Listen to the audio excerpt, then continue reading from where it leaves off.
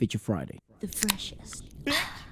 Given that this week's Feature Friday podcast is going to be about Indian classical music, I thought something appropriate to do, actually it wasn't my idea, it was Waleska's idea and a lot of you guys' idea, was to go back and see the evolution of sort of Hindi film songs all the way from 1931. That's right. Up until 2021. Because obviously 2022, it's not over. So let's give this a little watch. Alright, so the whole video is about the snippets of like the first ever Bollywood song ever made officially for a film in Bollywood in the industry itself, but it also shows a progression of the change in lyricism and influences throughout the whole of the musical evolution too. Very nice. Yeah. It's not like we don't like breaking shit down, so let's go on. Fun. This is gonna be fun.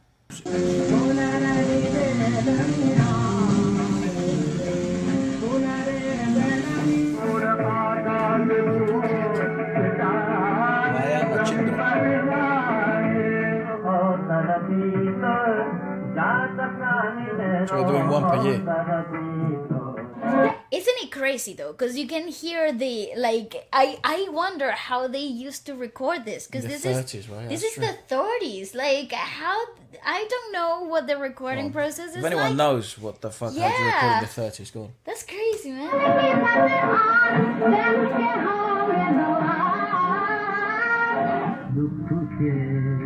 1935. It's for that movie Devdas.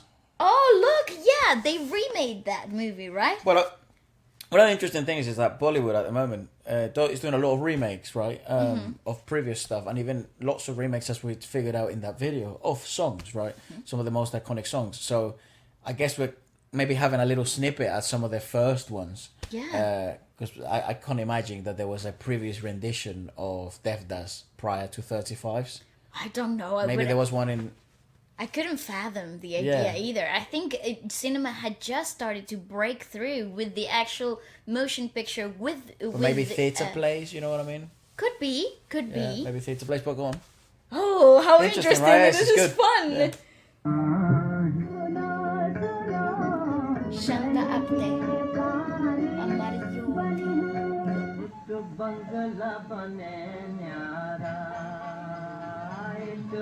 KL. Always the prevalence of percussion. He seemed to be the voice of the 30s, of the decade.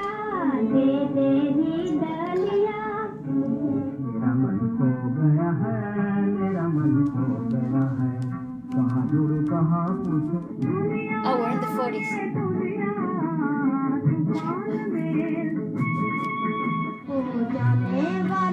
Starting to get some clarity now. Also, you can even see it in the clarity of the motion Things are itself. changing. Yeah, definitely. There's an evolution, not just only in the sound processing of the tracks itself, but also in the visuals. This is really, really interesting. I wish we'd had a bit like fun facts of these movies or stuff like that, or like what made them, because these were the most popular songs of each year. Of that year. Yeah. So yeah.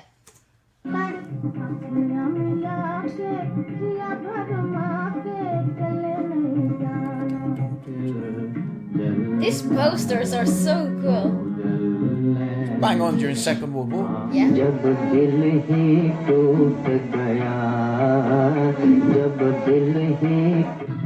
I wonder. Go on. I have a question, because we know that in Bollywood now, in the most modernistic sense of it, there is the concept of a playback That's singer. literally what I was about to say. Yeah, right. So Back in the day, it was still the same. was it the same, or was it the singer that acted similar to how it happened in Hollywood, but in the same era actually? Yeah. Is it the same? Or did the concept of a playback singer remained? Right. Oh, Maybe it was that when he was born. Go on. Yeah. This is beautiful. अफसोस हम न होंगे ये जिंदगी के मेले ये जिंदगी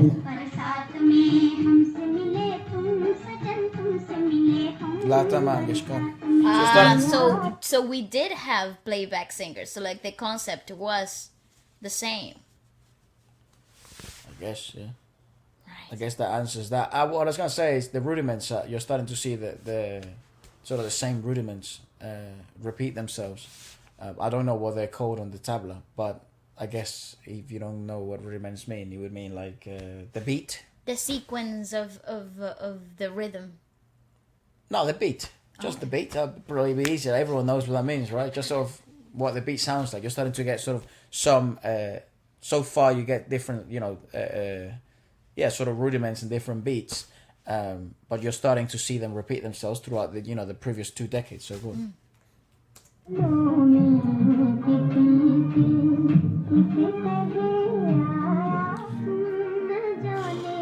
That's a good piece. Yeah, so That's definitely was a thing beautiful. playback. Yeah.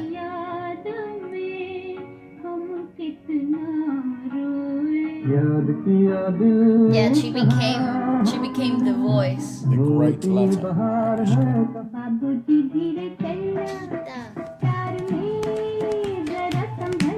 I like this.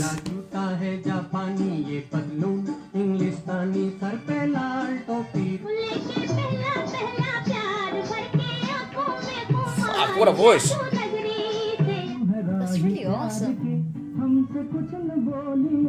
Okay, that's quite intriguing. So you're starting to get more of an evolution of sort of sounding wise. Some of the musical pieces that you were seeing prior to the 50s, which was sort of like Charlie Chaplin. Yeah. You're starting to see those type of musical scores with violins and musical scores which represented interaction or emotions through percussiveness and staccato. They used to emphasize lots of things through the violins and the string section in different arrangement manners to emphasize movement, because obviously it was mute cinema, but that's just in the case of Charlie Chaplin. But that was becoming more and more prevalent in the West, early 1900s.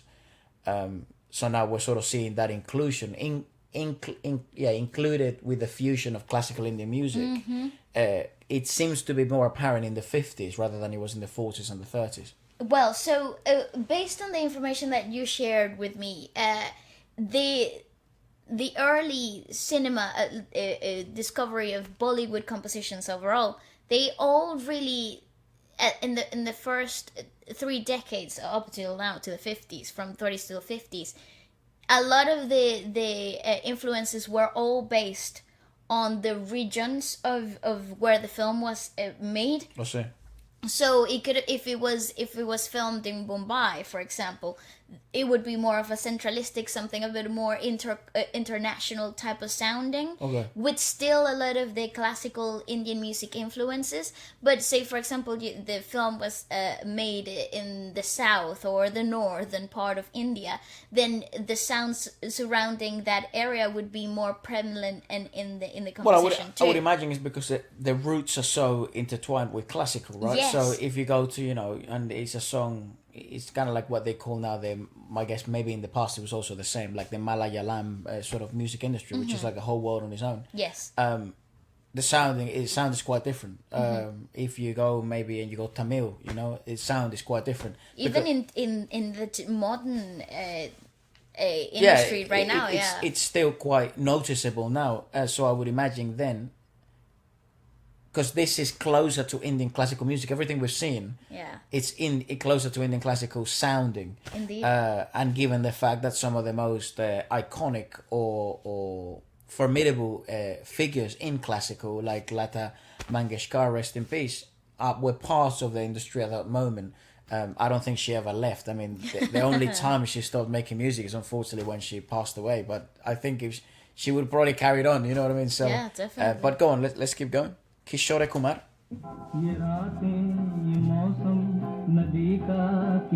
That's nice. That's like a bowl. Like a voice, yeah.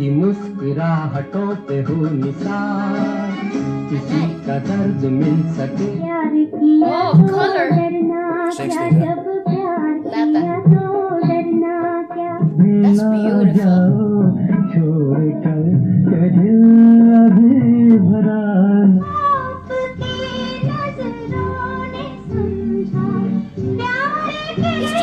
voice was so piercing.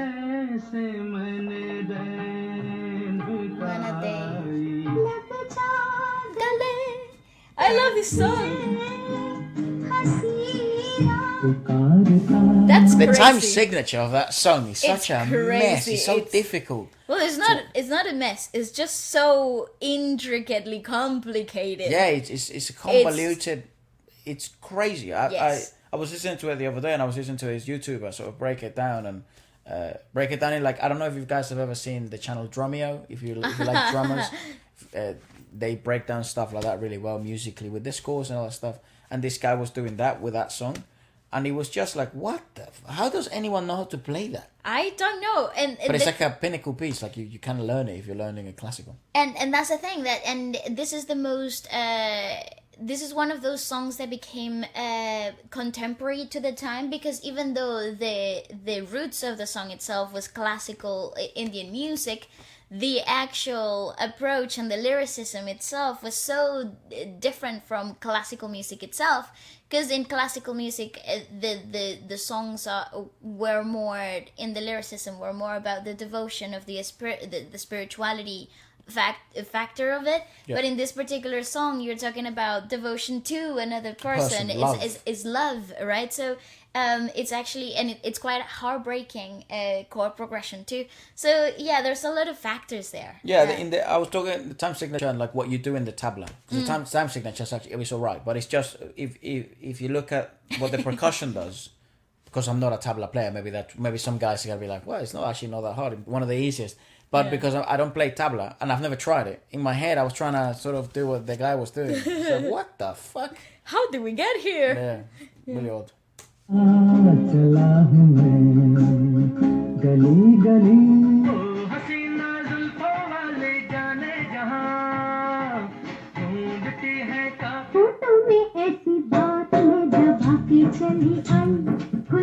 She's so dominant. That's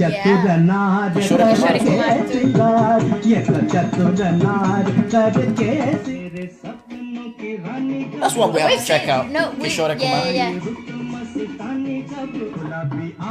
saw a version of this, the train. This is so 70s. Yeah, so go left again. Go left to 69. No, to the 69s.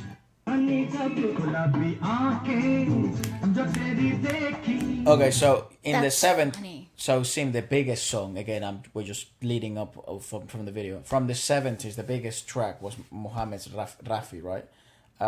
It still prevailed with this combination of sort of those influences. In the South American industry, it's much more like boleros. This kind of has. Well, I remember we made that reference when we checked out this song. I don't remember who was doing the remake. It was. Was it Sanam? Sanam, yeah, that's, might have been. Yeah, I'm not so sure. I think it was. Yeah. And we made the references to sort of the boleros. If you like sort of old school Bollywood music or Hindi film songs, you would enjoy a lot of the old school Hispanic boleros. That's right. But now, obviously, you're seeing the transition of the 60s. The world changed. And one of the biggest reasons why the world changed is obviously the Beatles started happening in the fucking scale that they did.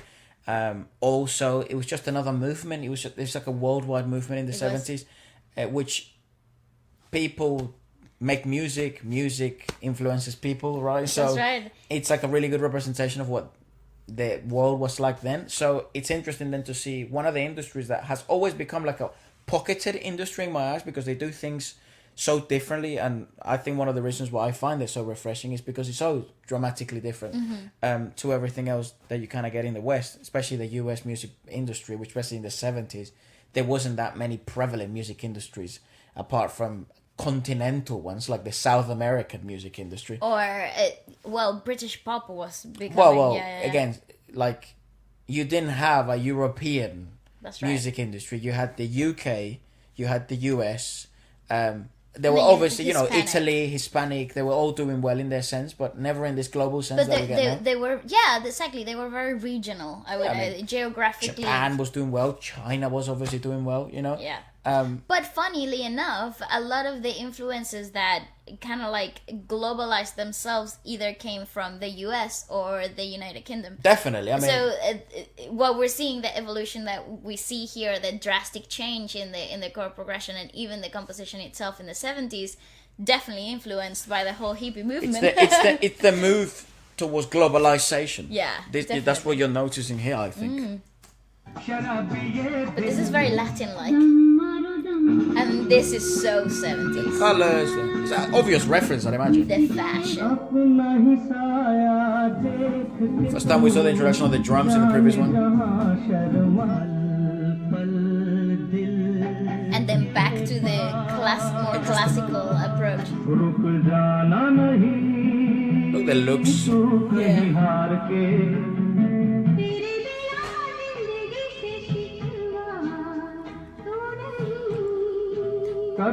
See, that's a funny time signature. Oh.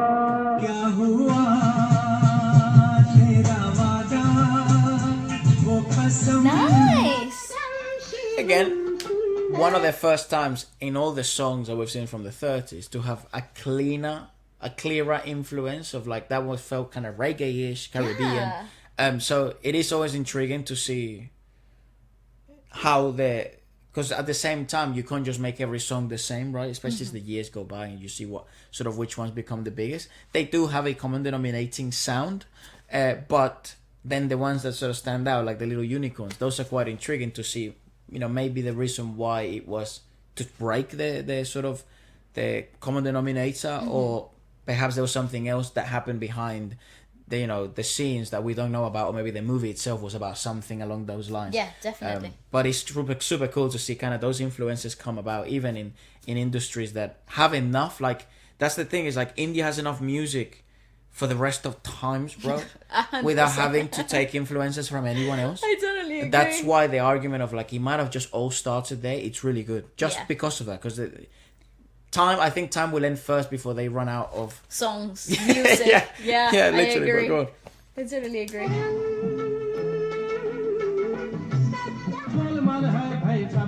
And I mean in their own style.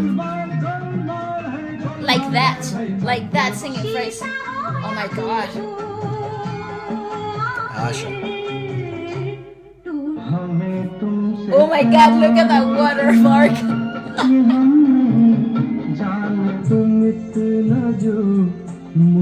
Jagit Singh. Jagit Singh. That's beautiful. And the 80s. Another shift in the look. That's So- interesting. Go back to the Singh. Yes. To Jagit Singh. First time we see even like a flashback to what would become then one of the most popular voices in the world with that same timbre, which obviously, or especially in the Indian music industry, would be someone like Arijit. And then you look at someone who's also very popular with that sort of same time of timbre, Jubin, Nautiyal. It seemed it all started with the male, because if you look at differently, the male texture and timbre was Have changed, yeah. throughout the years. Not the most noticeable, definitely the most noticeable change in the 80s. But definitely not the first time we hear a like an experimentation when it comes to male singers, because for the female aspect of it has been so consistent. Yeah. Even if it's not Lata, whoever the singer was at the time in that year probably had a similar timbre to that. And the fact that it was always a lot of the time latter, that changes the industry. Because, Absolutely. oh wow, that woman's doing really well. Let's find out someone who could sing along the same manner. No. That's just how the industry works anyways. Yeah, it means if you like this, you must probably like something similar to it. See how the algorithms yeah. work nowadays as well, right? And all these social Yeah, media apps. If you like related that, videos, you might yeah. like this. But again, we're just basing it off on the video. So please, if you have any information, perhaps go back to, apologies, I forget his name. Jagit Singh wasn't the first to sort of introduce this type of timbre or form of singing, Yeah. like this soulful. It indeed is, because it's kind of like velvety, but it's also very refined, Yeah. and it's not deep, but it projects that velvetiness too. I always like to mention this. We're always learning, so I do apologize. do not take some of the thoughts as like the end all be all. Just hope that you can enjoy us discovering the process, and maybe you're discovering something new too. Yes, that's right. मुस्कुरा रही The actresses was absolutely stunning, though, right? Look how beautiful. I like what she's wearing. See, more of a classical approach again. What production? Wow, did you see the shift? The shift in the production The is money. absolutely undeniable. It's in the 80s that things changed. And then, woo, then we have this kid coming to the picture, baby. Late 80s. Again, I must highlight, out of all the songs, I do apologize for interjection so much, but It's just out of so all- interesting. Out of all the songs that we've heard, which is probably about 19, 20, right? Well, maybe even more, right? Like maybe 30. Only 2 had the introduction of a drum kit. That's right. The 70s and the late And the 80s, yeah, that's so gone. It's very interesting, though, right? This film is called Mr. India. Mr. India.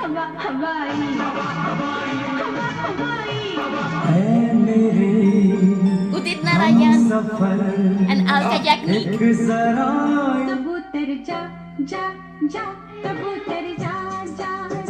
Ooh! I like this, I want to check that out. Ashiki. And Kumar Sanu as a, Right. as a singer, yeah. So maybe the first movie of Ashiki, because Ashiki obviously has two. Arijit. Yeah, and the one we watched is Ashiki too. Ashiki 2, right? So maybe this is the first. Right, let us know, yeah. In the 90s. Fucking hell! The 90s just scream mixing. Yeah, the sound production just went from, okay, then we have like normal analog sound recording and sudden live room, one take, let's go. Yeah, and now, then mate. 90 ones is like, Layers. studio! It's like, actually, we can take that like a couple of more times, you know? Yeah, undeniable. Sarhana Sargam. Hannah Sarkar. Alka Yagnik. So they changed the game as well in the 90s. Udit and Alka. Mohra. You can focus more now because it's thanks to the evolution in recording. Mixing. Yeah, and mixing and mastering, you can focus so much more on the details of the tabla. Yeah.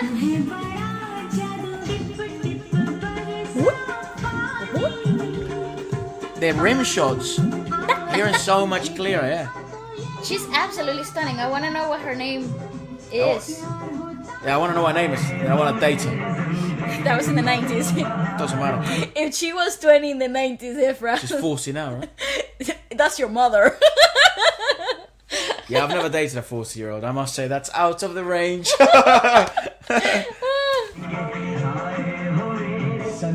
Wait. Raja. Is that Amir? That's Amir Khan. Or Amir Khan? I think that is. Yeah. Is it? I think so. 96. The size of this motherfucker. He's huge. Sonu Nigam. Okay, now we're starting to see Some familiar familiar names. There she is.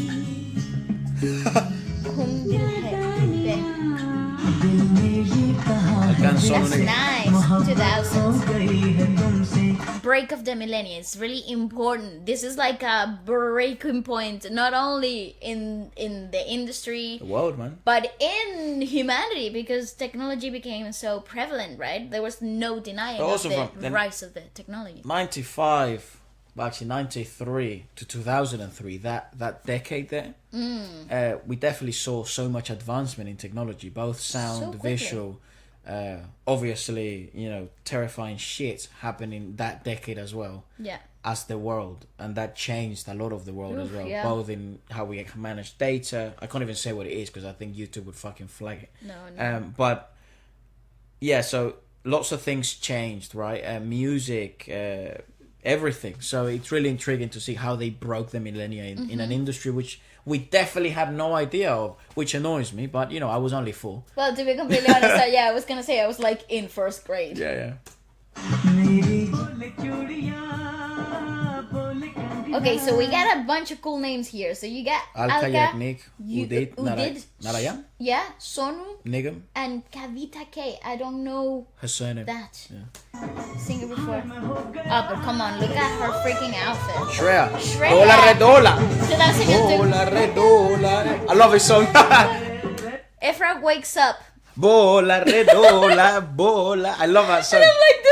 It's so catchy. It is. Yeah. It gets stuck in your head, but yeah. 2003. Didn't So we need to hit your Oh, hand. what the hell? Again, money, bro. What? And then now you will start to see that shift not only in like the singing female approach, like the pop culture coming in strong, mid riffs and big dance breaks and stunning visuals and a lot of beautiful women. Well, turn left to go to 2004. Yes. Right? Look at that. Put a big screen so people can see Sunidhi it. Press play. Chauhan.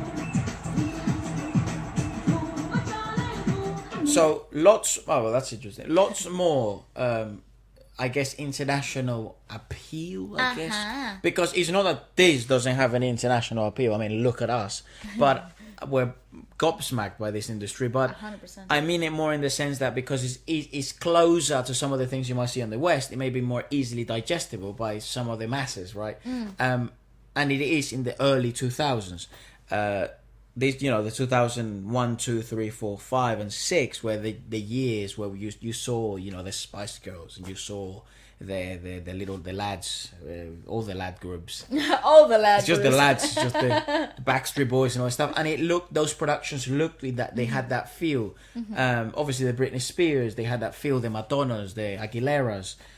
So you have enough talent in one industry to be able to compete with that, right? That's right. Worldwide at a worldwide scale. But then, if you look at then in the next year, what I think they do the best, because no one can do it. It's sort of like keep bouncing in and out of those, of what Absolutely. became popular at the time. So it's quite intriguing as well how these things went viral. I would imagine worldwide, I guess TV, some maybe guest things. Some of these movies maybe would play in international cinemas. I don't know.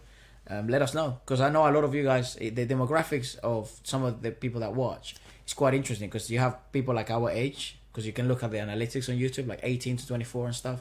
But then you have people that are like 24 to like 34 and 34 to like 50. Yeah. So it's like if you're anywhere around the 40s or 30s, you saw saw it and you all. were conscious of all these changes. Yeah. So if you do have any sort of feedback on that, what the break of the millennium in the Indian music industry was like, let us know. It's so attractive to be that stuff. Gorgeous. But see, this is more classically influenced. Four on the floor.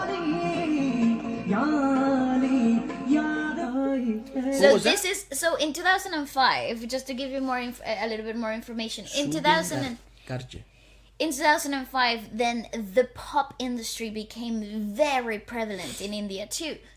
As it took the world by a storm, so did influence the Bollywood music compositions as well. So a lot of modernistic approaches to classical influences songs became very popularized in the approach of music itself too. So Four on the Floor and electric pad for drums and What do you mean by classical music? Do you mean classical in the sense of...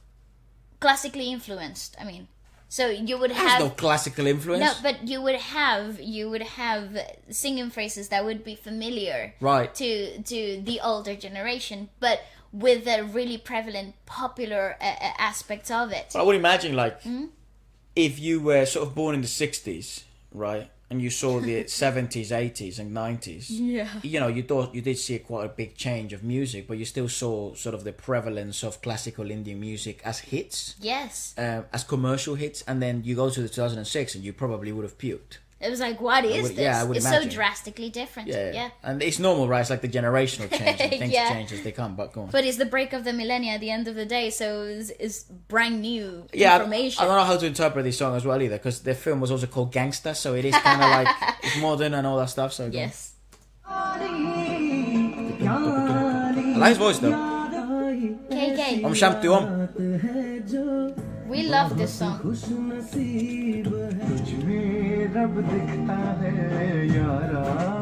I like that. That's in Spain. Three Idiots. I loved this. What a song. This opening scene, that song, that opening scene freaking It won hit me Yeah, in the soul. I must be honest, when we were first looking at the movie, I was quite worried because it's very possible that I would have hated that shit. And I found it and I wouldn't have cared talking about it because then I'm sure some people might have been happy, some other people might have not. But it still would have been interesting video to make as a podcast. But I was just afraid because I might find these next 2 hours of my life unbearable. Yeah. Because they might have too many references I don't understand. I might not understand what's going on. But as soon as that song plays, you're You like, knew everything was going to if be the fine. movie's garbage, I'm gonna listen to the music. You know what I mean? Perfect, great So point. fair enough, yeah. Yeah. Sunit Hichauhan. Michelle. Vishal That's the line. That's awesome. You have to watch this. That's an A.R. Rahman composition. But you see, he was the only one in the last 5 years in the video to actually maintain that core essence of classical Indian music. Because what is the other composer right now that do you remember the name? Don't remember the name. No. There's this video that keeps getting requested by you guys because you guys liked when we looked at the remakes of Bollywood. Yes. And in the most recent years, in 2020 and 2019 and 2021, some of the remakes are just basically made by one composer. Yes. And I forget his name. He's about 40 years old. I'm gonna describe him to you guys so you can kind of. He's a 40, around 43. I think he's 41. 41. He's 41. Basically, all the new remakes Remakes. out of 2021 and 2020 were composed and remade by him. His name is like Us. He begins with like an Us or something. Gosh. Anyways, well, someone will let us know in the comments. I do want to check I out do that video as well. apologize, though. Because I want to see what his compositions are like, and they do become very popular. They're very famous. And how many elements of reimagination there are? He composed Lut Gaye by Jubin, the Jubin remake. That's one of the compositions he made. Right. Well, remade, I guess. But go on, yeah. Okay. Shreya Ghoshal. Yeah, at this point, he ho. This is to 2013. What a year! To me he ho. What a year for India, song. to Indian What a music. great song. Oh, what a voice. This is his first big hit, right? Yes. DK Villain, what a And banger! hit. But you see, now you're starting to hear that from 2012 up to 2014, the male voice changed so completely drastically. I think Arijit changed the game. I think so Because too. Tum Hi Ho probably became such a hit, just presuming. Again, there might be other people at play, just basing it on for the video.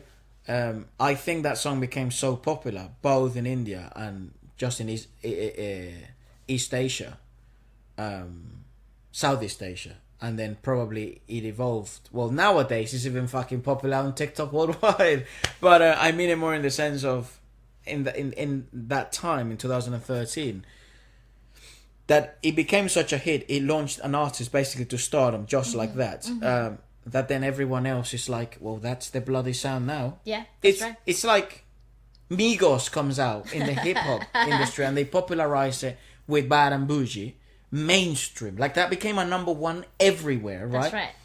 That wasn't the thing about hip hop. That was very rare. Or But they changed the game. with this that type of flow, it changes the flow of hip hop for the next 6 years. As a matter of fact, even maybe not until now. Now it's really changed to the emo thing became a thing, and now it's whatever the fuck it is now. But see, you see those artists that kind of have such an impact Yes. on the industries because they have one song that blows the shit up. And Arijit was making music prior to that, I'm aware, and he auditioned for stuff, and he was having a career, he was building a career. But I just think it was Arijit who probably led. Yeah, I agree. The They hand of the changed industry there. the shift. Yeah. Because if you hear the vocal similarities, The timber became the thing. yeah.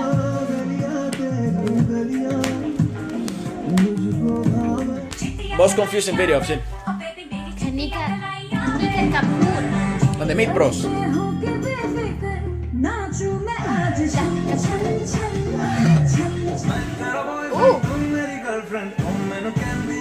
With Neha. Alright.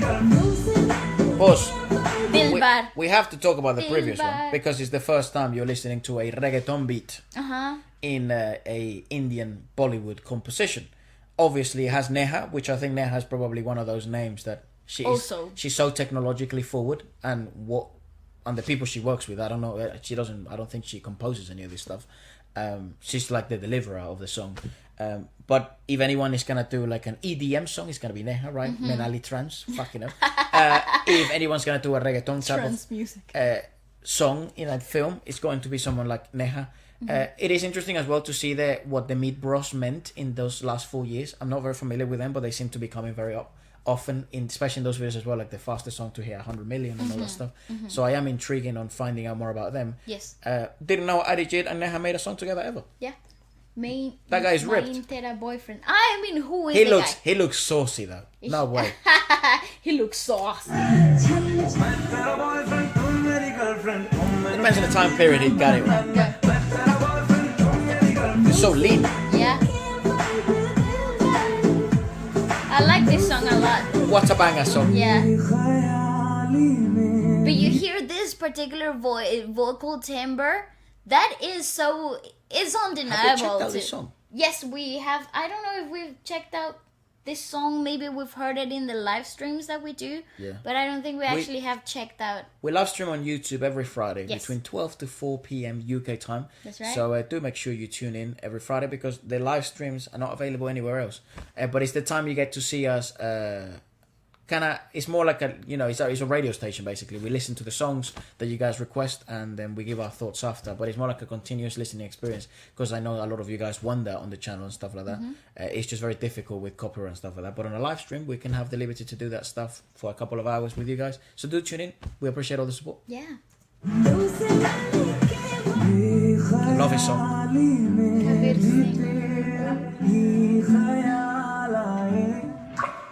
Ooh. Street dancing. I don't like this song. Right. Got me. I thought it was garbage. This is 2021, okay. Oh, yes. So That's the end. It's really unbelievable how fucking popular Jude been in the last, like, in 3 2020 years. and 2021, some of the most difficult years. He just blew, bro. Yeah, crazy. Just I'm kept a fan working of and his working voice, and though. working. We had a chance to be able to speak to to his agent and stuff when he was coming to tour here in the UK, and then the whole Omicron Initially. thing happened in December, and that got cancelled. So that put a stop to those plans that we had then. I guess now I can reveal it because it's not going to happen. Because he's not touring here. We obviously do have one of the plans because one of the things we wanted to do this year is obviously start vlogging some of the concerts that we're gonna go to now that everything's opened up, and because London's such a big city where a lot of artists from all over the world come. Very multicultural. From Korea, Japan, Philippines, India, France. Some of the industries that we've enjoyed the most. Yeah. Brazil, I don't think anyone from Brazil is coming this year. At least I haven't checked. It'll be interesting though to see one of them. But yeah, so the plan is to do that stuff. Hopefully, so I have like a hair in my face. Hopefully, what? I saw it, but I couldn't touch your face. Why I not? was like, I don't know. I just didn't want to. Is it gone? Yeah. Okay. Well, yeah, the objective is obviously to start going to those concerts, vlogging the experiences, maybe providing some type of content that no one else can kind of provide with that stuff. Obviously, the first concert we're going to do that is with Arijit. And then there's also one to that one's going to be a K-pop one. Hopefully that's still in the works. I'm not too sure about that one. And then there's one on the Philippines with Leia that we're definitely going to go to. Whether we'll be able to talk to these guys and stuff, we don't know. I mean, it's also quite hard because we just did a tour on March. It's just a bar tour, a small bar tour. And you don't want to talk to anyone after. Yeah, you'd really. I want to go home. Yeah, my yeah, ears hurt. You know what I mean? So, and you're also busy and stressed because they have all the stuff and other mini commitments. But apart from that, that's kind of me spilling a bit of the tea because I can't keep anything to myself. But I hope you enjoy this, and I hope to see you on the podcast for classical Indian music where we get to dive deeper. Goodbye. Okay.